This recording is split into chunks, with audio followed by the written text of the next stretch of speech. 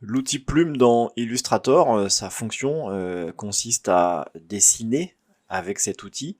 On va pouvoir éditer des courbes à partir de poignées que l'on va éditer. C'est un outil qui est assez complexe, qui demande un peu de dextérité. Le meilleur moyen de maîtriser cet outil va être de pratiquer un maximum pour qu'on puisse plus facilement maîtriser ces courbes. C'est un outil qui demande une certaine projection. Alors Illustrator, on va voir, va nous aider un petit peu, mais lorsque l'on dessine avec cet outil, ça demande voilà, un peu de pratique. Donc mon conseil, c'est d'utiliser des modèles que l'on va pouvoir aller récupérer très facilement, soit un croquis que vous avez réalisé, que vous souhaitez redessiner dans Illustrator, le croquis d'un fichier existant. Ça peut être également Google Images qui va vous aider à trouver des croquis pour les déposer en arrière-plan. Ça, on verra en deuxième étape. La première étape, ça va consister à comprendre la logique de cet outil. Basiquement, lorsque je vais déposer 2 points, si je dépose des points sur mon plan de travail, à partir de ces 2 points, il m'a dessiné une ligne parfaitement rectiligne. Si je fais exactement cette même manipulation depuis ma barre d'outils, donc je vais choisir l'outil plume, lorsque je vais déposer un premier point, si je reste cliqué, je vais pouvoir définir 2 poignées.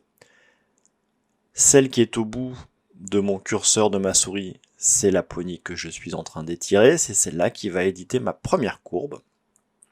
Je vais choisir un angle de 45 degrés par rapport à l'axe horizontal. Et là, vous voyez, j'ai une projection. Illustrator me dessine la projection. C'est-à-dire que si je dépose ce point à cet endroit-là, précisément, voilà la forme de trait que je peux obtenir par simple clic. Si je décide de cliquer, j'ai donc ma courbe ici qui s'est dessinée. Si en revanche, je décide d'améliorer cette courbe par le deuxième point, lorsque j'ai déposé mon premier point, j'édite mes poignées avec un angle de 45 degrés par rapport à l'axe horizontal toujours.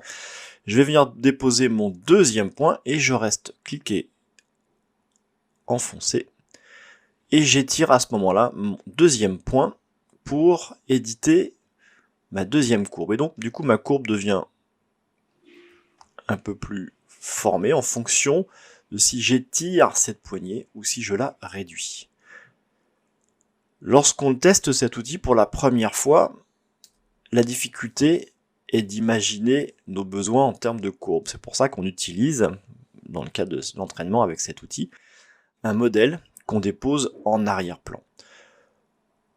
L'idée dans un premier temps est de faire des formes simples, et je vous propose dans un deuxième temps de réaliser des formes un peu plus complexes avec cet outil, mais en utilisant un modèle existant.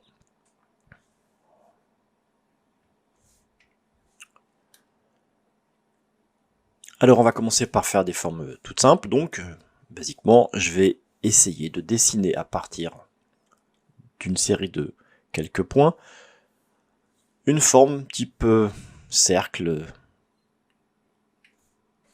sans modèle. Je dessine mon premier point, je vais me positionner ici sur mon plan de travail, un peu à gauche, et je vais étirer ma poignée en restant cliqué, enfoncé, et je vais monter progressivement vers là-haut, ni trop peu. Je vais rester dans cette dimension.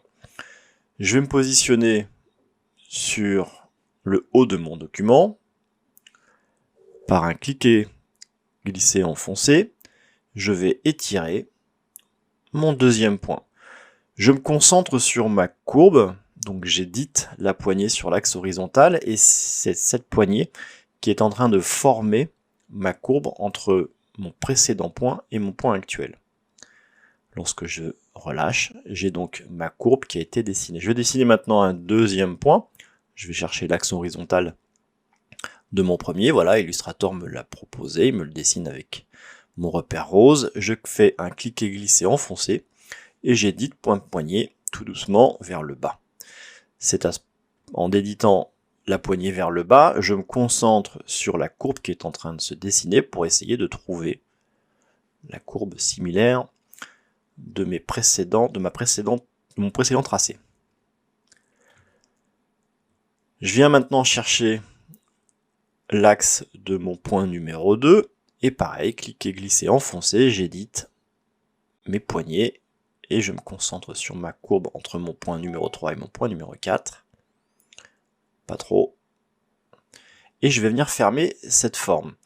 Là, la forme qui suit mon curseur de ma souris, c'est une projection. C'est Illustrator qui me décide si je pose mon point à ce moment-là, voilà la courbe que j'obtiendrai. Si je clique sur le point, il a décidé à ce moment-là de me proposer la courbe, mais si je veux l'éditer, évidemment, il me suffira simplement par un clic et glisser, d'éditer, toujours pareil, la forme de ma courbe que je souhaite définir.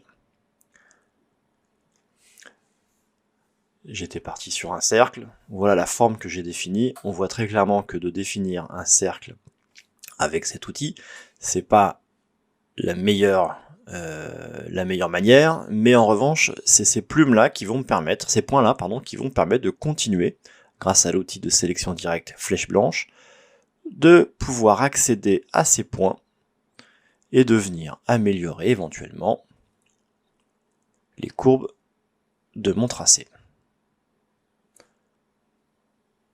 Donc à défaut d'avoir fait un cercle parfaitement rond, il est possible en deuxième temps de venir l'améliorer avec l'outil de sélection directe flèche blanche.